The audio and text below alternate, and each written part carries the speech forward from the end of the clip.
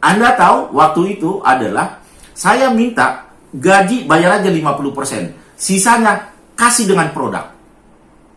Jadi yang 50% dibayar dengan rupiah, 50% lagi dibayar dengan produk. Karena kita menghasilkan produk waktu itu. Nah, pendek cerita, semua karyawan itu akhirnya menerima produk 50%. Dan mereka menjual produk mereka itu sebagai pengganti gajinya. Dan perusahaan kita tidak tutup, kita survive. Nah, kembali sebagai seorang HR yang mau saya sampaikan kepada Abdullah ya tadi ya. Nah, Abdullah. Nah, sebenarnya memang kadang-kadang ada orang mengatakan HR itu kadang-kadang sebagai bumper mobil. Kalau bumper mobil, kalau ada tabrakan dia duluan kena gitu loh. Nah, ada yang mengatakan begitu, tapi saya nggak setuju dengan kalimat itu. Itu saya lebih suka HR itu harus jago piawai dalam hal melakukan negosiasi.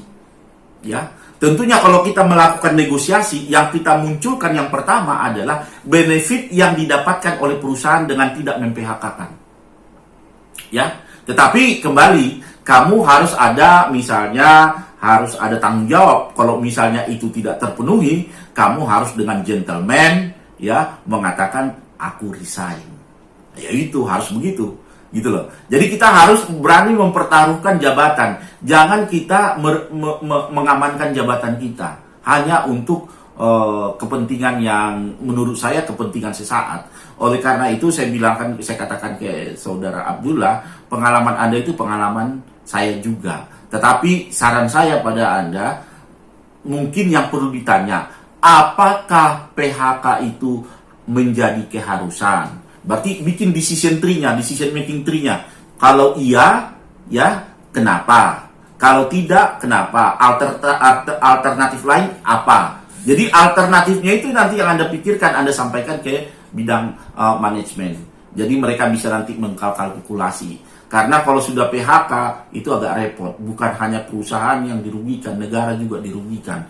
Bukan hanya negara dirugikan, karyawan kita juga dirugikan. Banyak yang dirugikan PHK. Bagi saya pribadi, PHK itu adalah pilihan terakhir. Itu pilihan terakhir. Karena tidak ada pilihan lebih baik adalah PHK. Oleh karena itu, enggak apa-apa kok. Kalau misalnya kita mau rumahkan teman-teman kita yang bekerja, Anda jujur aja. Melihat seperti yang saya lakukan dulu. Saya melihat income statement kita 3 bulan ke belakang, sebenarnya kita ini udah nggak hidup.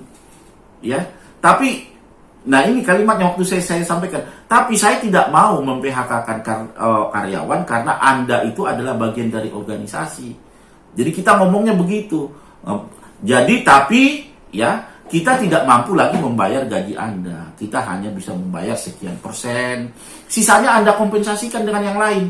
Kalau bisa, kalau tidak bisa ya ceritakan ya terima sekian persen. Itu menunjukkan organisasi itu ada pengorbanan sama karyawan kita.